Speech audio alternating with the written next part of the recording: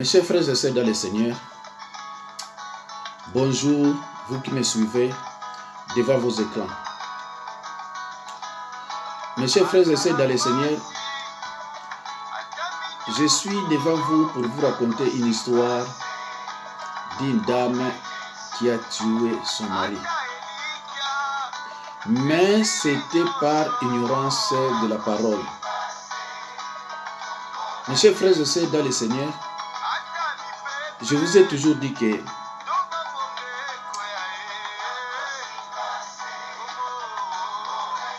un enfant de Dieu doit avoir la parole de Dieu comme fondement dans sa vie.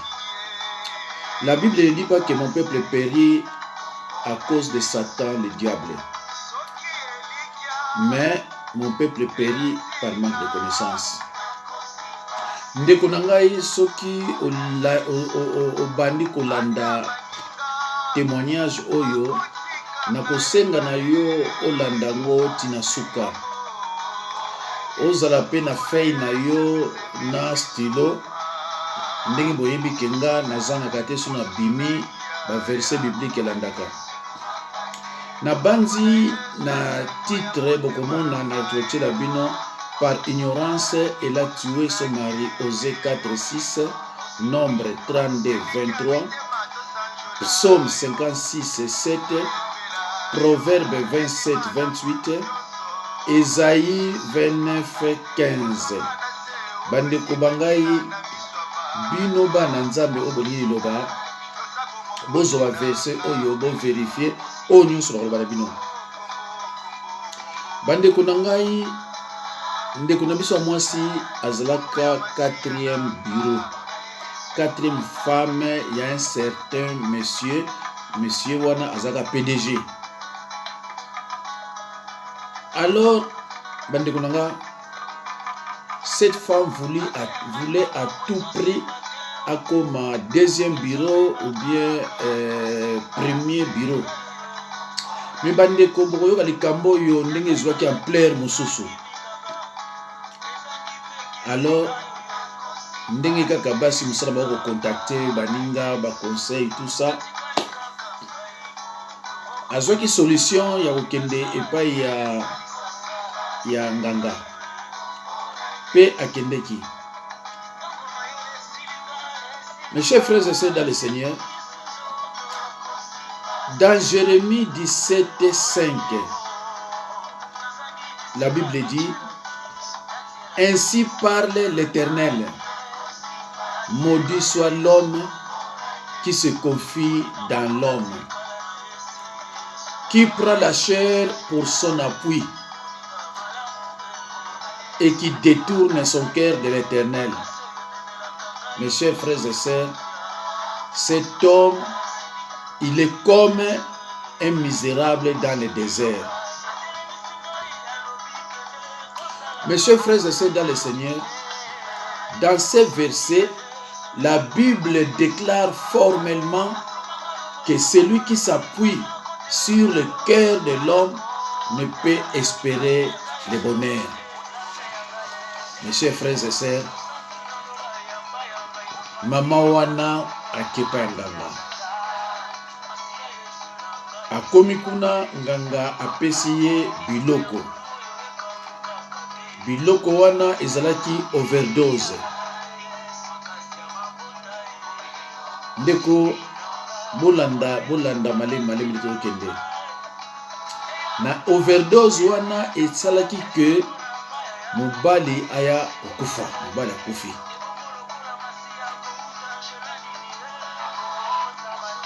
Mes chers frères et sœurs, la Bible nous dit dans Lévitique 19:31, ne vous tournez point vers ce qui évoque les esprits.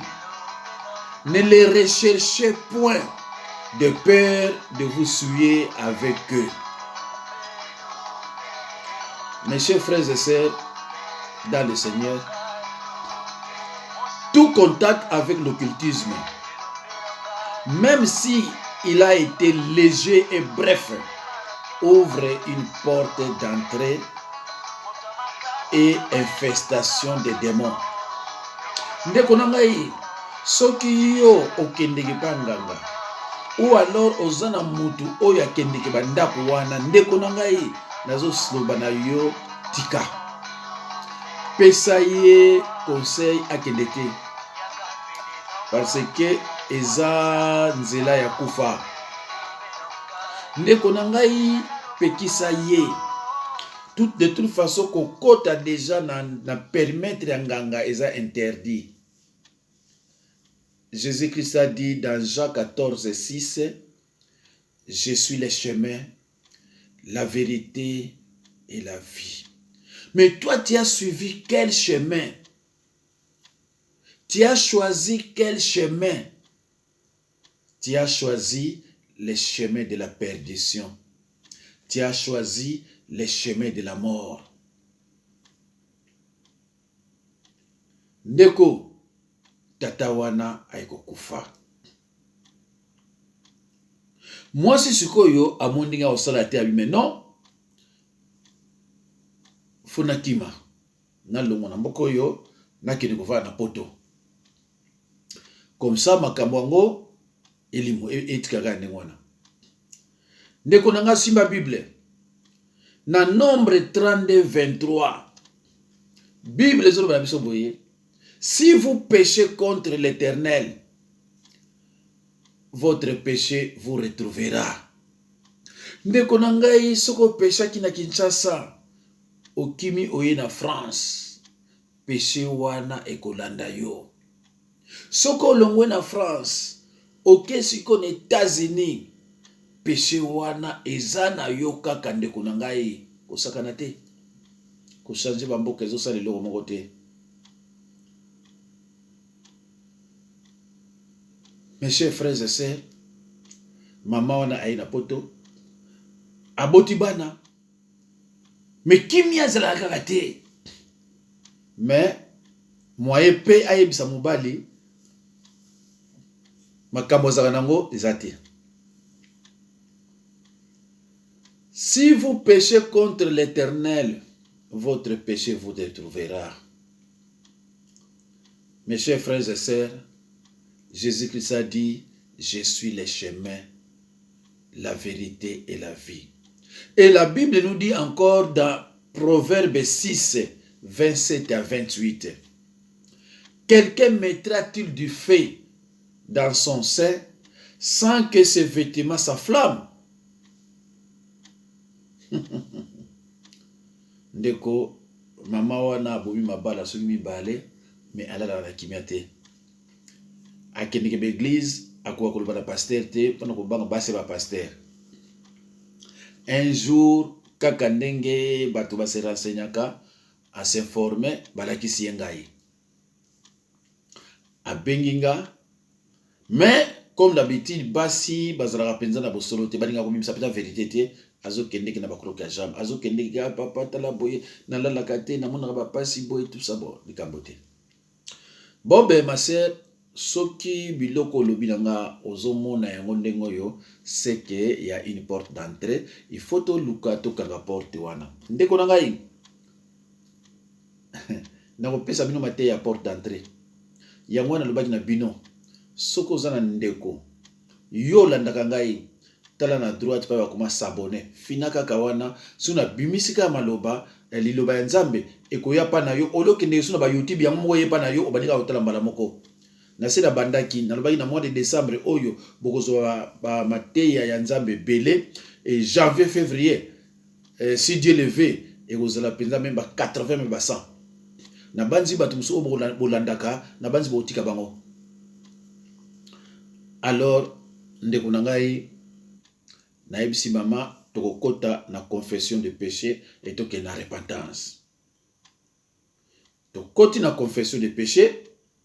Mukolo muso mama lali pour na lobaki na ye, il faut demander à Dieu de vous révéler le péché que vous avez commis depuis votre naissance. Nga na ganyaka victoire nanga na ndengo wana.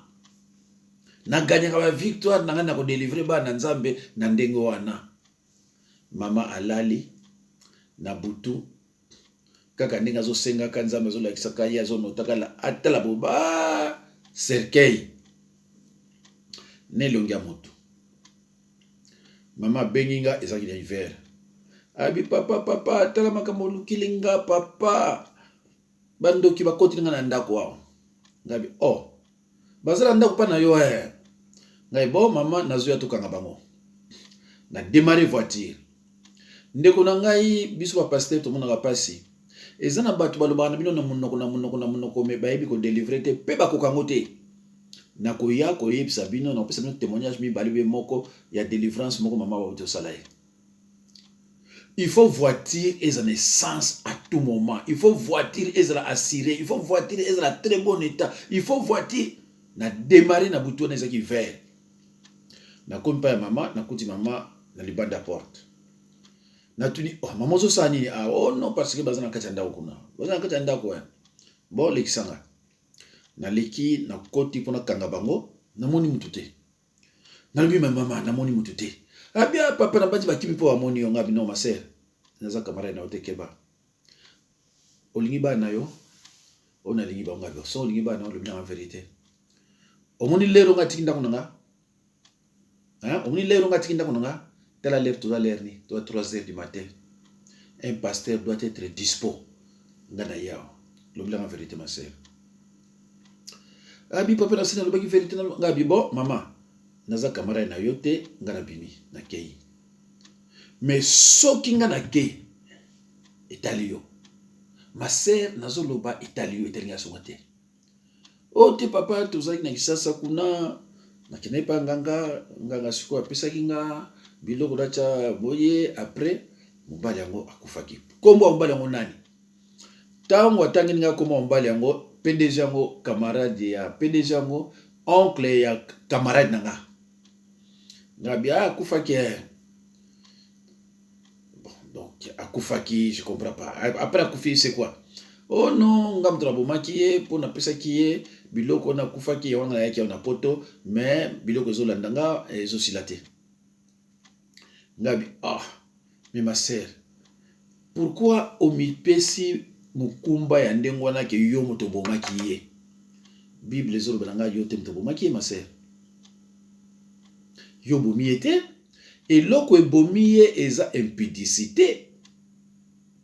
Azalaki na yo yebi kozaki 4e, oyebi te soko ozalaki kuto 5e, 6e, oyebi te soki 5e, 6e, 7e balaki. Oyebi te.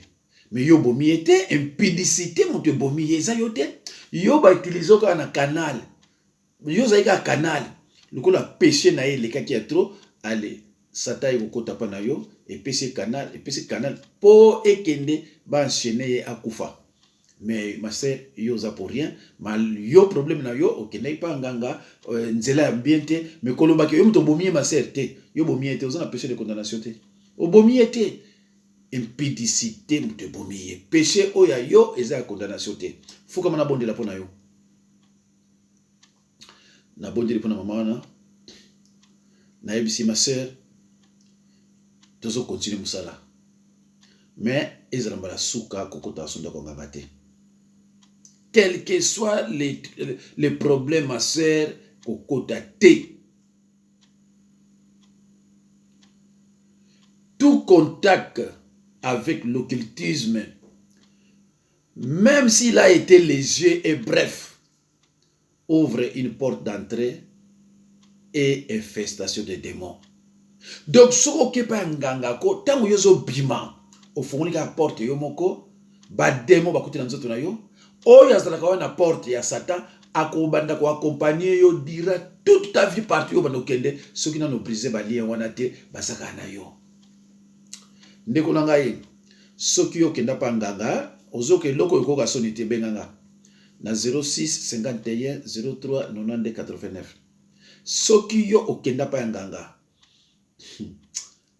okenda pa nganga to longola bazemi Nazana 06 51 03 90 89. Ne vous tournez point vers ceux qui évoquent les esprits. Ne les recherchez point de peur de vous souiller avec eux. Lévitique 19, 31.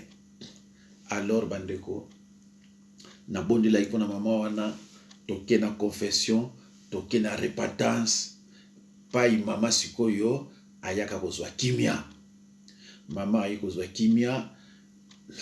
Na minute razo banabino aza prophétesse. Alors, ce qui a continué toujours ko bomba papa siwana ti alinga ko kufa, alinga ko memayi malamu na enfer. Bino basi via basi na via mibali za ndenge mote. Ce qui na yambi 40 femmes, au moins 30 à 35 baleka na ndako banganga. Mais ce qui na yambi mibali sur 40 au moins les sous 3 4 mtwaleka banganga. Donc vie à moi na mwasi na vie à moi na mbali ezandenge mokote. Mwasi alingi toujours vie à lix. Na vie à lix au mwasi alukaka yangwana entraîne na kaye na banzela ndenge na ndenge. Mes chers frères et sœurs dans le Seigneur, Jésus-Christ, la Bible nous dit dans Jean 14:6, je suis le chemin, la vérité et la vie. Yozo luka chemin mususu. Jésus-Christ a dit que moi je suis le chemin. Yo le bité. Yo bandi ko luka chemin mususu. Chemin aliwa.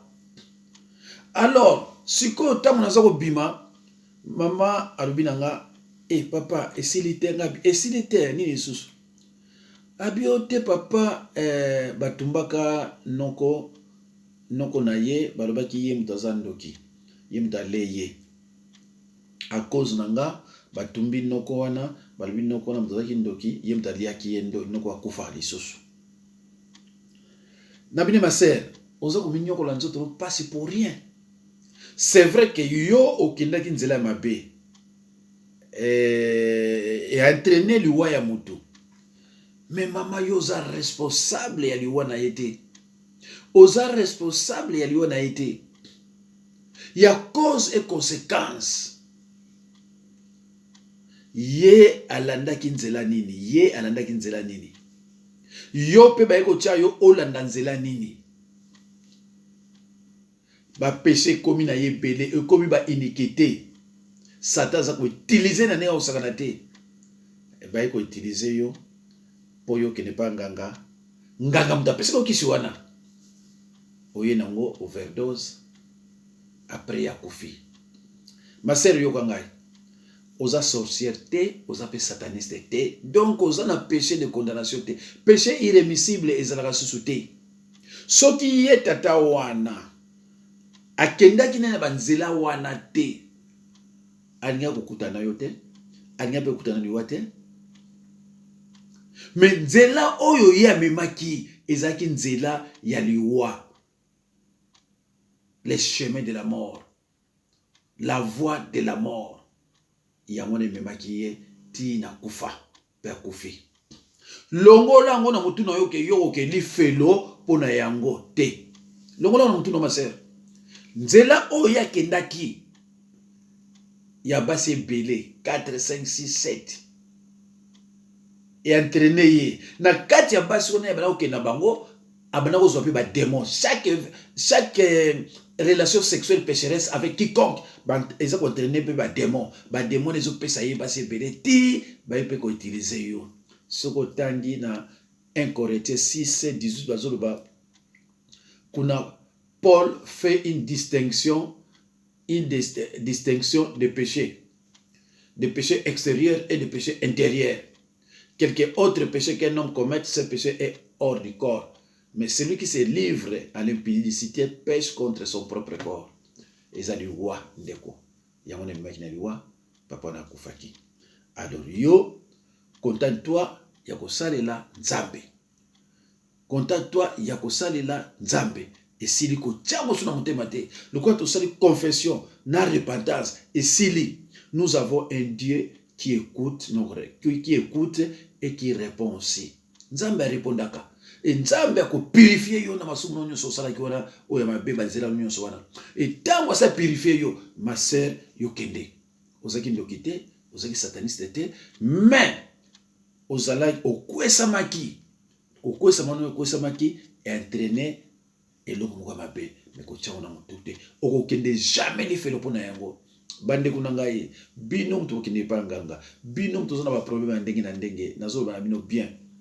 soki okenda kuna ti lelo bombaka yango mpo mwasi ya paster lem so akoyeba yango un jour numéro na pesi yo benganga bandeko na ngai naza nasukisi wana napesi mbote na mama Wivine Ntsaka Ndona, napesi mbote lisusu na sœur en Christ Kisita Marie-Hélène, napesi mbote na sœur en Christ Diapovesa Marie-José de Sarcelles, napesi mbote ya mingi na sœur Dodo Sadiki, mama na Nathan na mama na Christopher, napesi mbote na ndeko Mambembe Lumingu, napesi mbote na ndeko Kebana Junior, nzambe apambola bino nyonso obolandinga. Merci beaucoup, au revoir et à la prochaine occasion.